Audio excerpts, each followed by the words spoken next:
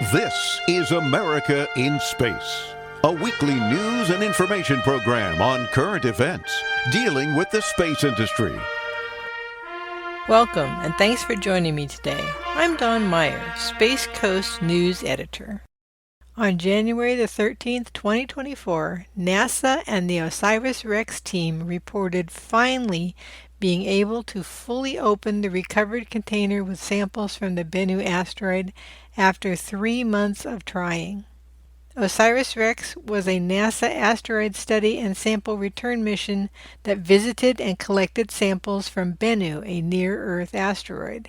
Osirus-REx launched in September of 2016 and flew by the Earth again on September 2017, then rendezvoused with the Bennu asteroid on December the 3rd, 2018. It spent the next 2 years analyzing the surface of the asteroid to find a suitable site from which to extract a sample. On October 20th, 2020, it touched down on Bennu and successfully collected a sample using TAG-SAM, Touch and Go sampling. Images of the sample container clearly showed that there was a large excess of material that was collected, and a portion of it was able to escape through the container's seal because some of the material had jammed the mechanism open. The collected material was immediately stored in a sample return module. On October the 28th, 2020, the sample collector head was secured in the sample return capsule, and the lid was closed and latched in preparation for return to Earth.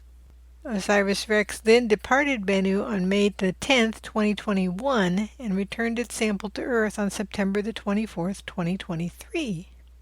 The sample was taken to the Johnson Space Center for analysis.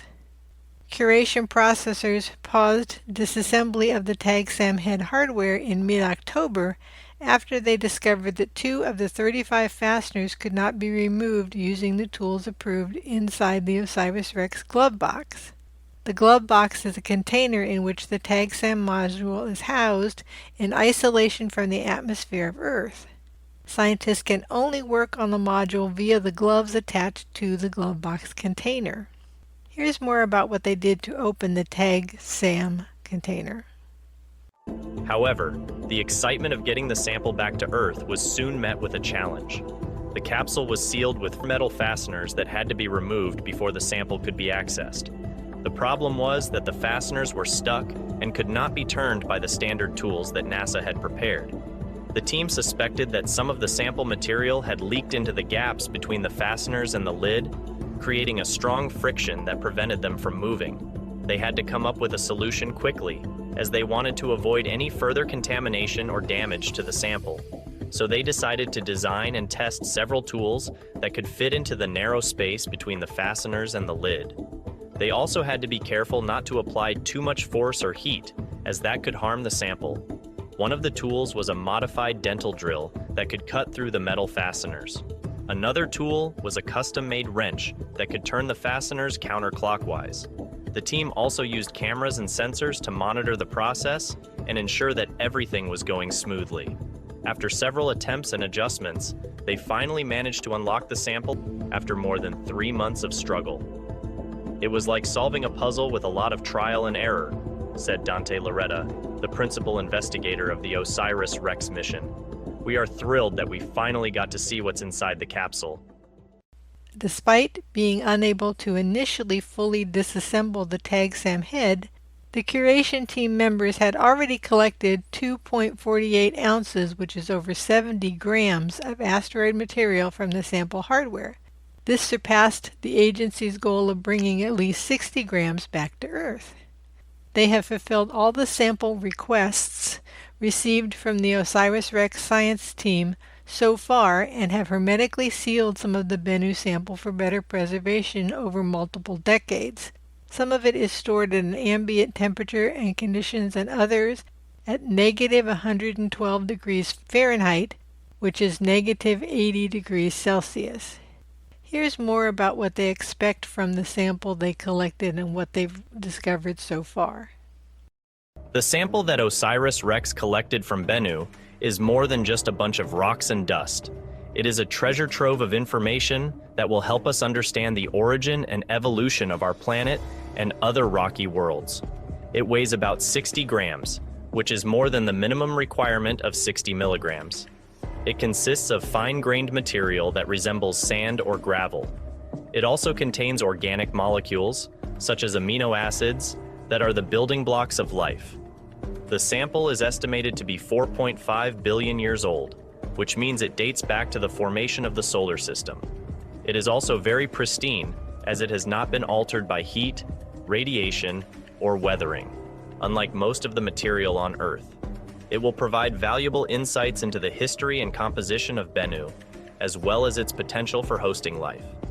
As Bennu is one of the oldest and most primitive asteroids in the solar system, and it is believed to be a remnant of the protoplanetary disk that gave birth to the planets. It is also rich in carbon, which is a key element for life as we know it. Carbon can form complex molecules that can store and transfer information, such as DNA and RNA.